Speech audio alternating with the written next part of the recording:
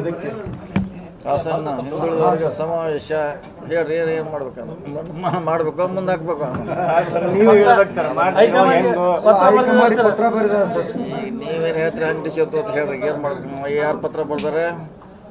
ಈಗ ನೀವು ಸಮಾವೇಶ ಪತ್ರ ಯಾರು ಬರ್ತಾರೆ? ಯಾರಿಗ್ರಿ?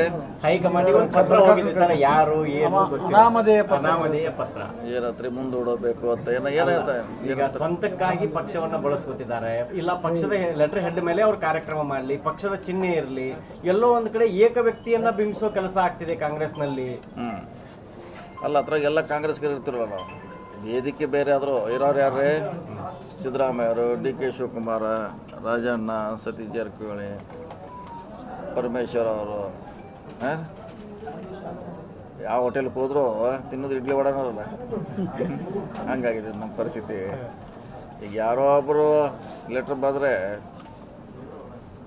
ಲಕ್ಷಾಂತರ ಕಾರ್ಯಕರ್ತರಿದ್ದಾರೆ, ಯಾರೋ ಅವರು ಬರೆದಿರ್ಬೋದು. ಈಗ ಡೈರೆಕ್ಟ್ ಇಂಡೈರೆಕ್ಟ್ ಬೆನಿಫಿಟ್ ಯಾರಿಗೆ ಆಗೋದ್ರೆ? Direct indirect. ಇದು ಇಂಡೈರೆಕ್ಟ್ ಅವ್ರು ಹೇಳೋ ಪ್ರಕಾರ. ಅಲ್ಟಿಮೇಟ್ ಬೆನಿಫಿಟ್ ಆಗೋದು ಕಾಂಗ್ರೆಸ್ ಪಕ್ಷಕ್ಕೆ. ಸೊ ಹೀಗಾಗಿ ನಾವು ಏನೇ ಮಾಡಿದ್ರು ಕೂಡ ಪಕ್ಷದ ಪರವಾಗಿ ಇರ್ತೈತೆ ಅದು. ಸೊ ಯಾರು ಹೇಳಿರ್ಬೋದು. ಸೊ ಮತ್ತು ಅಧ್ಯಕ್ಷರು ಸಿ ಎಮ್ ಅವ್ರಿಗೂ ಕೂಡ ಇರೋದ್ರಿಂದ ಒಂದೇ ವೇದಿಕೆ ಮೇಲೆ ಅದು ಪ್ರಶ್ನೆ ಬರೋಂಗಿಲ್ಲ.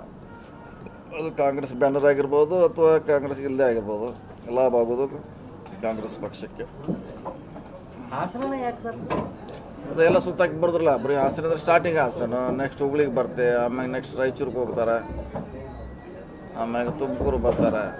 ಎಲ್ಲ ಪ್ರಾಂತ್ಯಗಳಲ್ಲಿ ಒಂದೊಂದು ಮಾಡೋ ವಿಚಾರ ಇರ್ಬೋದು. ಅಥವಾ ಅಲ್ಲಿ ಐಂದ ಸಂಘಟಕರು ಆಹ್ವಾನ ಮಾಡಿದ್ರೆ ನಾವು ಹೋಗಲೇಬೇಕಾಗ್ತದೆ ಅಷ್ಟೇ. ನಾವು ಮಾಡೋ ಕಾರ್ಯಕ್ರಮ ಅಲ್ಲ.